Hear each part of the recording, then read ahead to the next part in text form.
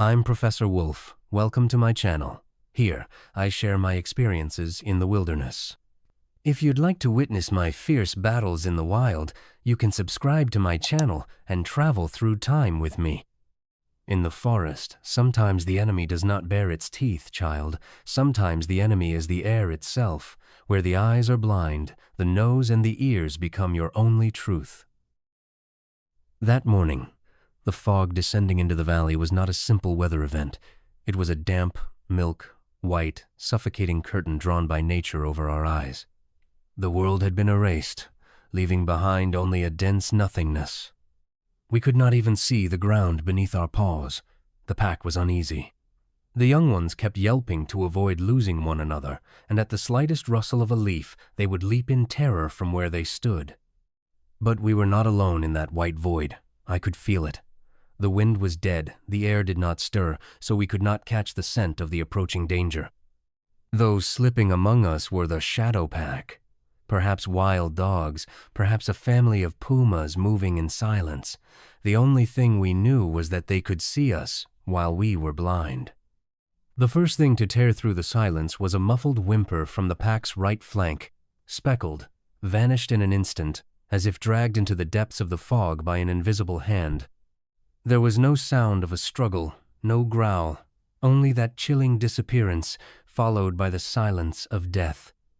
Fear spread like fire through dry grass.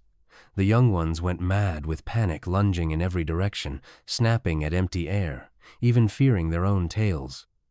The enemy was unseen, and that unknown cut deeper than the sharpest claw. Had I not intervened before the enemy could hunt us, we would have torn one another apart in terror. Right in the heart of that chaos, I stood perfectly still. I knew the pack was watching me. When they saw what I did, they thought I had lost my mind. I shut my eyes tight. "Stop!" I roared. My voice echoed through the fog like thunder. "Stop trying to see. Your eyes are betraying you right now. They are blinding you." The pack froze. Their leader had closed his eyes, defenseless, in the very middle of a deadly battle. I lowered my voice to a whisper. "Now, open your ears. Empty the fear from your minds. Listen only to the air. An enemy can hide its shadow, but it cannot hide the flow of its blood or the rasp of its breath." And in that moment, something miraculous happened. When we took our eyes out of the equation and surrendered to the rhythm of nature, the world began to speak in another language. Behind the bush to my left, I heard a tense exchange of breaths. On the rock to my right, I felt the steady thump-thump of a heartbeat, clear as a war drum. The blinding whiteness of the fog was erased from our minds, replaced by a perfect map of sounds and vibrations. We were no longer prey, we were the masters of the fog. When I gave the signal, we did not strike at random. Each of us lunged with lethal precision toward those invisible targets locked in by our noses and ears. The cries of surprise rising from the mist, the sound of falling bodies, and the thunder of fleeing paws became the music of our victory. We had defeated an enemy we never once saw.